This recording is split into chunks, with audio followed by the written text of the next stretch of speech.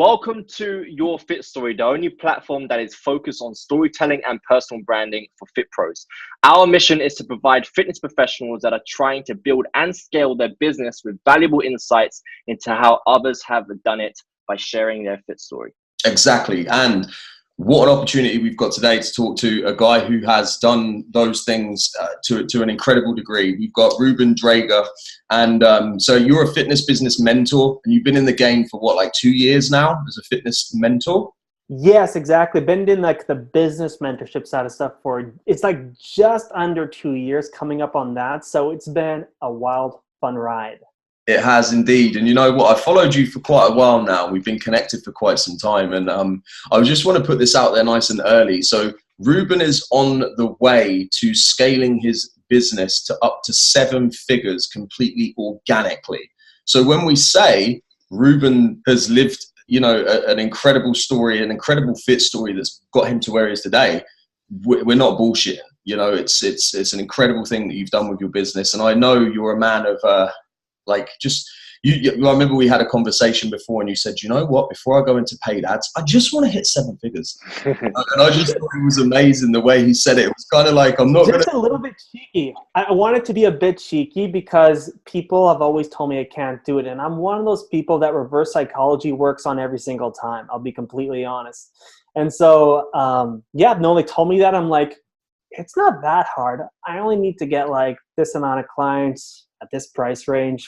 We're good to go. I love that mindset as well. I love it.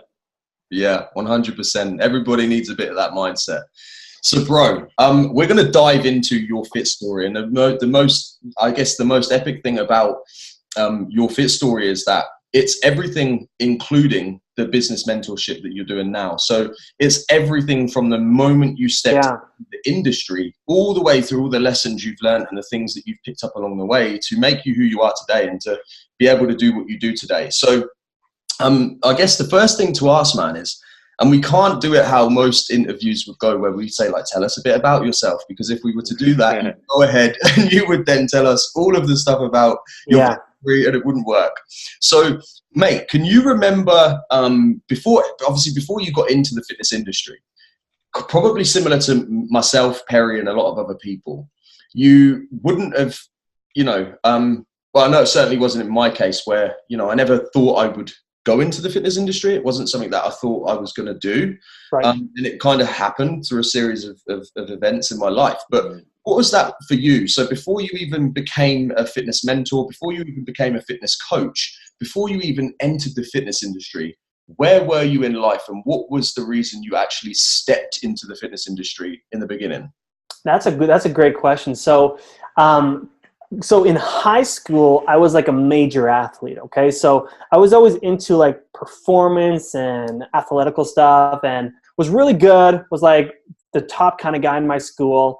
And coming out of high school, there wasn't really any, like, I didn't really want to pursue sports, to be completely honest. And we grew up in a really small town. So a town of like 800 people. So really small, kind of a small mindset, to be completely honest. And so everyone was either like a farmer, a pastor, or you worked some kind of blue collar job, basically. And so I didn't know what I wanted to do. So I started working construction because my older brother worked construction. And so worked that for a while. I tried a little bit of like music school as like a semi-professional musician at a time. Still play a ton of guitar. Absolutely love it. But just a lot of like manual work. Like I did bricklaying. So we did like driveways and patios that were like bricks. I did high-rise window cleaning. So like jumping off of skyscrapers and doing window cleaning. But it was all like this work that it felt empty, and I felt completely bored out of my mind. Like that's the best way of saying it. Like it wasn't like I hated the work. I was just like sitting there at work, always thinking about how much my boss was making. And I was just like completely bored with the manual stuff I was doing. And so that was kind of where, actually, to be completely honest, my wife was my inspiration. She worked at a weight loss clinic. And then the month after we got married, she started making more through her health coaching on Instagram than in her in-person job. So she completely went home. At that time, I was working 60, 70 hours a week, laying bricks, carrying up brown bricks every single day. and she was making more money than me posting on Instagram. And I was like, nah, no, this is not fair. And so I've been thinking for a while. So I just I dove straight in to like, okay, I need to start working on my health. Because I knew a lot about working out because I've been in the gym in high school at times. So I was just like, I can help people with this. And so we just started, because that was kind of the introduction into all of it. So was you qualified at that point when you said like, I can definitely help people here? Was you qualified? I wasn't. Boom, there you go. So what's incredible about that is it's the exact same thing with me. I was not qualified before I started to help people. My belief was probably similar to yours. I knew I could. I was like, I've had experience here. I've done this stuff myself countless times. I understand this game. I know that I can get people results, and I'm not going to wait around for 1 year, 2 years, 3 years to be qualified and then fall into the fucking mindset of like, how many more qualifications do I need? Like, what's the next thing I can be doing? When I know that it's all about creating impacts, and the best way to do that is to get out there and help people. Oh, totally. That was me though. That was me. So I believed I had to get the qualification, and I had to, I went and did the intensive, got the qualification, and I was like, well, if I want to train people on kettlebells, I need to go and get a kettlebell course and learn and get the qualification for that. And I was in that spiral until I realized that's not the way you need to be going. That's crazy. Yeah, and it happens to so many people as well, man. So Reuben, I'm so pleased that you actually have just mentioned that, man. Yeah, totally. No, and it was a big thing for me because I knew it. I had the confidence in it. And obviously I had my wife too, who was qualified and she's really great at it. So I had like the backing of, I know that she can look over my stuff and make sure that this is good and everything. And so it was a great situation. Wow. Okay, man. So what you said, you were always into like in high school, you was like you was like an athlete, right? Yeah, exactly. Like played everything, basically. So you always had an element of like the sporty side in you, right? Yeah, totally. Basically all the sports you think of, you can name it. I loved it. I enjoyed it. Like it was just like, that's the reason I think I got through high school. I don't think I would have made it through otherwise, but it was the sports actually. Amazing. And you know what, mate, I just want to say, just because I know there are going to be people watching this that are stuck in that place right now of like, they don't have the qualification and they're sitting there and they're like, that's literally the number one thing that's stopping them from helping people. So just while we're on the subject, what advice would you give to that person because that's you were that person, right? So understand that more than most people. What advice would you give to that person? Yeah. So I always tell people you are in complete integrity if you've walked a path and you want to help someone else walk that same path. So if you think of your own, maybe you lost 20 pounds yourself, fantastic. You can now help someone else in your exact same shoes do the exact same thing. So I just say, if you walk the path, no matter if you have a certification or not, you can then take someone along that path too. Because I like conceptualizing things. So I'm like, if I went through this maze and I now know the path, I can go back to the beginning and take someone through it, and they actually can do a better job than I did because I now can guide them through it. And so that's kind of how I visualize it. Amazing. So Perry, you obviously you didn't do what me and Reuben done, which was just bite the bullet. What advice would you give to someone who was in the same shoes as you do, just while we're on the subject? See, it's crazy. It's because I never knew online fitness existed. I thought because there was no fitness. Well, my dad was an ex-bodybuilder, but didn't want to become a PT because of any type of family influence. My friends was some type of online coach. So I never knew any of that existed. So I thought that the only way for me to work in fitness was to be an in-person PT. And if you want to go and work in the gym, you need a qualification, you need proof. But I think now so much has changed since then. I'm talking about 4 years ago, nearly 4 or 5 years ago. So much has changed since then that you don't need the qualification. Because I'll tell you what, when I finished my exam, the guy, I'm not going to say any names of what company, but the guy gave us the book with the answers in to get the qualification because they work on commission on the pass rate. Wow. Right? So it's absolutely crazy how it just shows that now you don't actually need to do that because the research that you can put into it yourself, take people through the same story you went through, is so much more than anything else. Yeah, 100%. totally. Experience over qualification, in my opinion, and not in all industries, of course. Because if you do want to become a doctor, guys, you're gonna have to. Yeah, exactly. But I do want to say, actually, it was interesting. I was at my older brother. He graduated with his master's last week, and it was really interesting. And I was sitting there, and it was a really I didn't enjoy the ceremony. I was happy that he was graduating and all of that. But I was sitting there, I was like, I wish the rest of the world would celebrate and have like ceremonies for people who learn in different ways. And I was just sitting there because I was like, over the last 4 years, I've learned so much freaking information. I don't have a degree or whatever it is, but I'm like, we don't really get celebrated. And I was just like, there's a lot of people out there that are coaches and trainers that literally should be celebrated for what they've learned through experience alone. And it was just an interesting thought that I had while I was kind of watching a ceremony. Yeah, no, that is, man. I love that. Yeah. Yeah, hell yeah, man. That's gonna, hopefully someone listening, that might trigger something, and maybe that's the creator moment where someone goes out and creates this. That'd be amazing, event, right?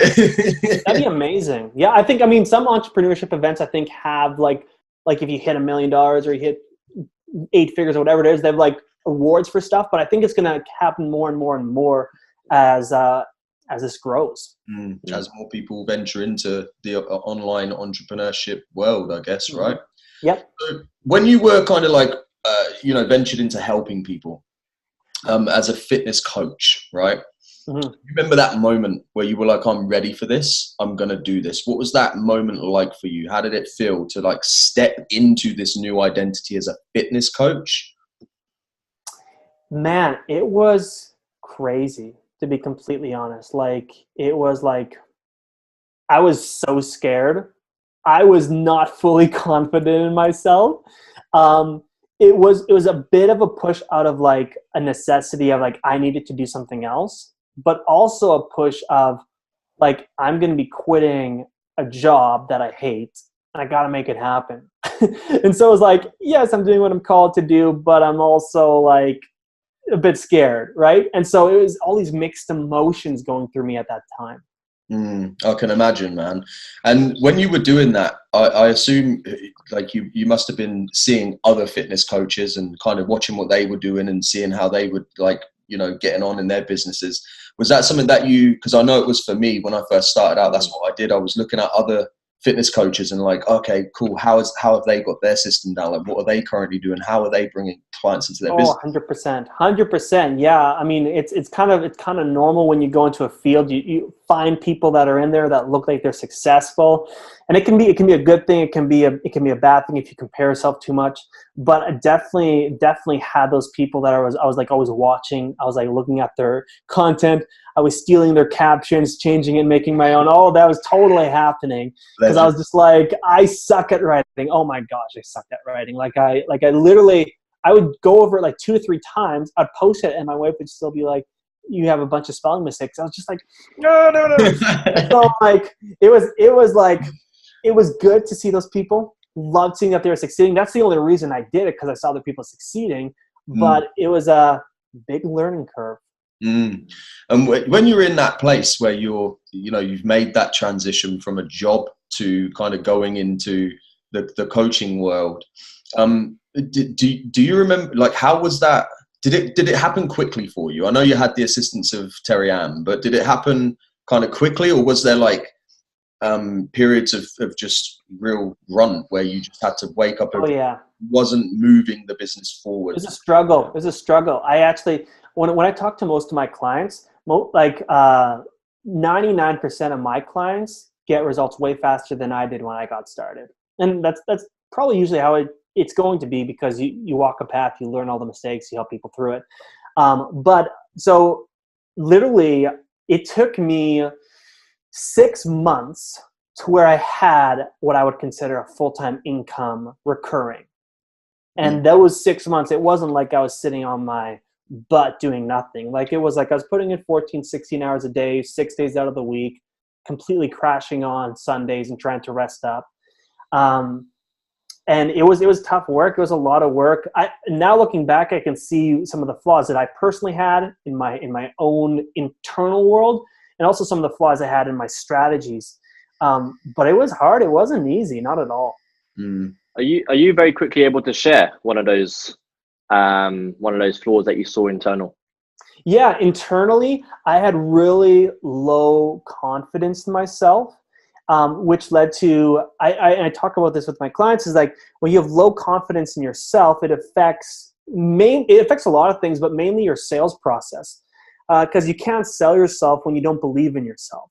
And so that was one of the big things I would say. The second thing, then this is going a little bit deeper, is at that time, my relationship with my wife wasn't really great. I wasn't being a good husband, which is when your relationship in real life isn't going well, you become an unattractive person. And when you become an unattractive person, it's hard to do attraction marketing. And therefore my marketing, I felt like was actually, it was either fake or it wasn't vibing the right way. I know it's a little bit woohoo, and some people might think that doesn't actually matter, but I see it again and again. When people's relationships suffer, your marketing suffers if you're doing organic marketing and whatever. So those are some of the things that I switched up and like started to realize that I need to work on my internal world so that my external world can start moving forward. Damn, that's powerful. Wow. That's very powerful. Yeah, I appreciate you sharing that. Because just to sort of relate to that is, I know exactly what you're saying there, because me and my girlfriend at the time, we're going through a rough patch. But the thing is, I never knew about it because I was so focused on the business. I never gave the relationship the energy and the time that is needed. Right. And we ended up splitting, but now we're fantastic friends. But it was a very, very good lesson for me, that the fact that you got to find balance, because if you're putting all the effort into the business, you think that's the right thing to do. Yeah. But it's going to impact other things as well. So I'm glad you brought that up. That was really powerful. Oh, totally. I think, anyone that's listening and they're in a relationship, whether it's they're dating, engaged, or married, or whatever it is, like I find it like the relationship that you have with your significant other, or whatever you want to call it, is going to dictate a lot about your business, hands down. Like there needs to be great communication, balance, workflow, understanding each other's missions. Like there's a lot of stuff that goes on that I'm only now beginning to learn about and actually work through some of that harder stuff. So for people that are in that kind of relationship, like work on that almost as hard as you'd work on your business, because it actually pays off in many other ways as well. I think that's a really good thing. This is a great subject to be talking about, because I know there's a lot of people out there that, let's say, for example, in that 6-month period where you were trying to make your business work, at that early stage where you're just trying every day, 13 to 14 to 16 hours fucking shifts in your own business, the needle's not moving very much, and you've got a partner. In your case, it was a wife, but for some people, it's maybe a spouse or maybe something like that. So that's a lot of pressure that can be added into to the relationship. And for a lot of people, when they're going through that period of time, like 6 months is a long time to struggle. Yeah.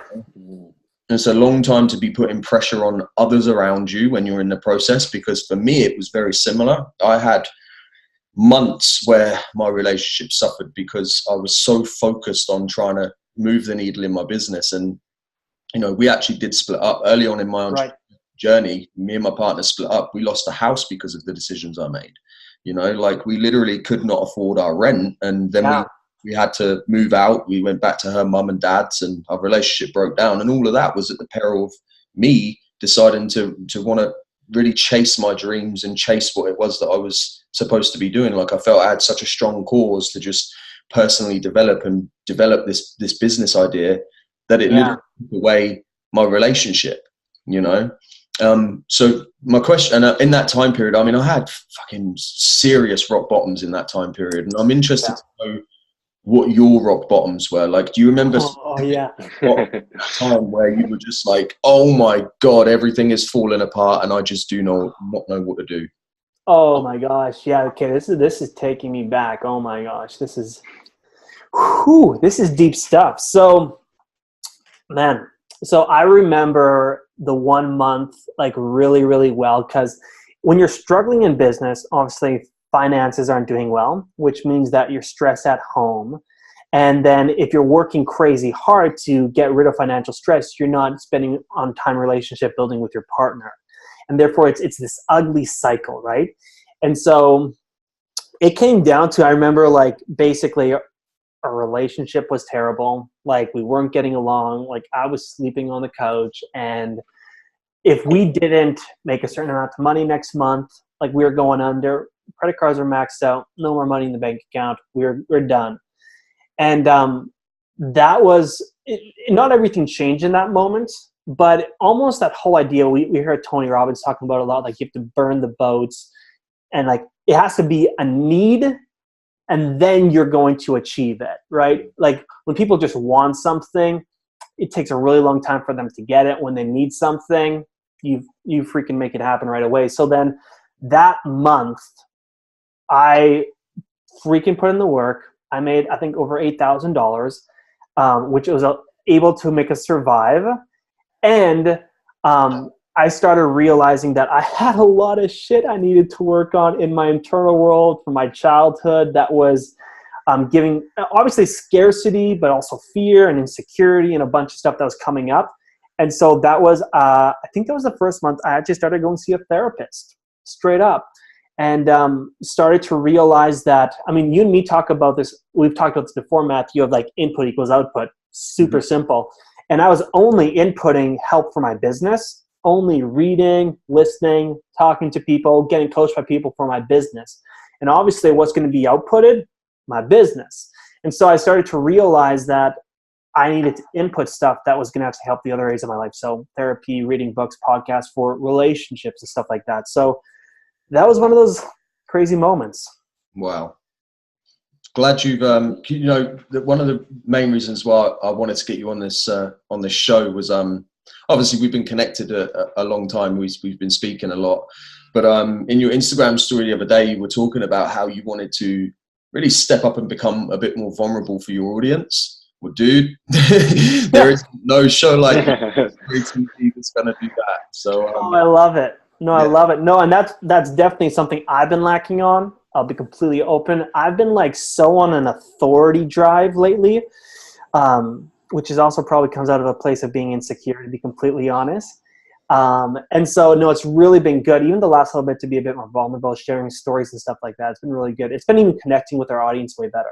You know, this is the thing that's really important to just drive home for anybody watching this, is that when you said there, like, I've been on this authority drive, right, where I need to position myself and I really need to show people that I'm the expert. And this is a problem for a lot of fit pros, man, because they're on that same level. Like, okay, I'm going to position myself as the expert, and the expert is the one that's in charge, and the expert doesn't get vulnerable, and the expert doesn't, show that they have sides to them that they may not want to talk about and things like that. Yeah.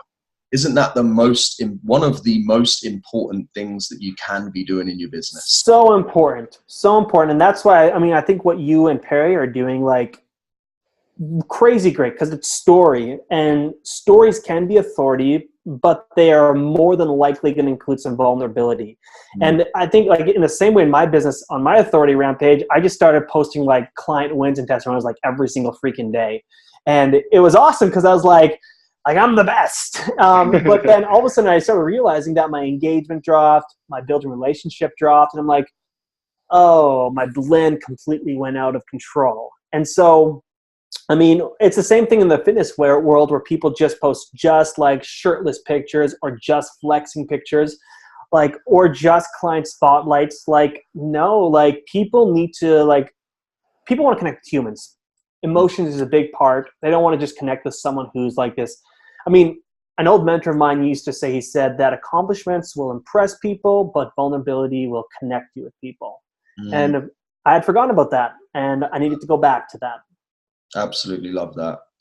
So I've got a question actually around this transformation period of your life. And obviously as an entrepreneur, we're constantly transforming. Like every single day is evolution, right, for us. But for this specific moment in your life where you were going through this transformation, can you remember a moment where you were like, okay, I know where I want to go. I know the place that I want to be in, and I understand what I want to do. But for me to do that, I need to change my identity. So, and we know that, right? We know that. And it's the same thing when we're talking to someone on a call to sign them up for your fitness program. When they're not buying the fitness program, they're buying this new identity that they need to step into, right? So can you remember actually experiencing that moment in your head where you were like, okay, this is the person who I'm going to be, and this is how I'm going to execute on a plan to do it? Yeah, I do remember. I signed up for this like business coaching program because I was a fitness coach. I wanted to have a business coach. And I remember like the guy who runs it, I don't want to share his name, but the guy who runs it, I wanted to be like him so badly, in an unhealthy way, actually, where it was, I started like creating videos out of his energy, creating content like him without actually sharing my own story. And I remember like looking up to him, but a little bit too hardcore, to be completely honest. I lost myself in it. So I definitely, that was one moment. I always have mentors or people I look up to, and I try to do it in more of a healthy way. But definitely in that moment, I kind of clung a little bit too tight to somebody. And that's actually, it's really good to realize, don't get so caught up in the people you're looking to be that you lose yourself in it. Oh, 100%. You know, and I can actually think about, me and Perry were talking about this. Yeah, I've been in that shoes as well. Yeah. Yeah. And there's actually a lot of examples of this in the fitness industry where a lot of fitness coaches, especially when James Smith came around, right? So James is an incredibly funny guy. He's got a killer business now, the James Smith Academy. He's absolutely killing it. And like when he stepped into the scene and he was doing these funny kind of like humorous videos where he was just real and him and authentic and real, like so many other people started to follow in suit. And there was like all these other fit pros that were doing these videos, and they were really trying to follow, like be him and step into his identity. And it's just, it's not possible. And the thing is we should be embracing our uniqueness. Yeah. Embracing who we are and stepping into our personal brand and saying, hey, this is actually me. And if you are one of those people that have a little bit of a monotone voice and maybe you've got a lazy eye, hey, that's fucking you. Yeah, be proud of it. Be you, you know? Yeah, 100%. I think that's so important because like if you're not, and this is something I've been talking about recently, which is if you're not truly you, then you're probably trying to fit in a certain box, right? And if you try to fit yourself into a certain box, you're leaving part of yourself out, which means that you can't truly, you're not loving yourself. And if you don't love yourself, then you're having this disconnect, and it's going to come up in every area of your life. And I think that's just so important to have like people you look up to and like you want to be like, but then really figuring out who you are and loving you in the same moment. It's a bit of a, This is the exact reason why me and Perry really have, you know, set up our academy in the way we have, all focused around personal branding and storytelling, because, you know, so many fit pros out there are and they should be focused on systems and scaling and sales. Like we're not saying that isn't the like you won't fucking live if you don't concentrate in those areas. So you need to concentrate on scaling and becoming, you know, the best you possibly can, having the best systems in place, because it's going to make your life so much better and easier, and you'll be able to leverage your time more and your money more. Like we're not saying that isn't important. It is massively important. But there's not really too many people out there talking about the importance of personal branding, you know, and in their brands. So, and I think that's, I want to do a quick pointer that I think that's really cool that you guys are doing that, because I think not only is it important to have the personal branding, I actually think it's going to help people figure out who they are as well. And so your personal branding help is actually personal development help in the same way, because branding is your identity perceived, right?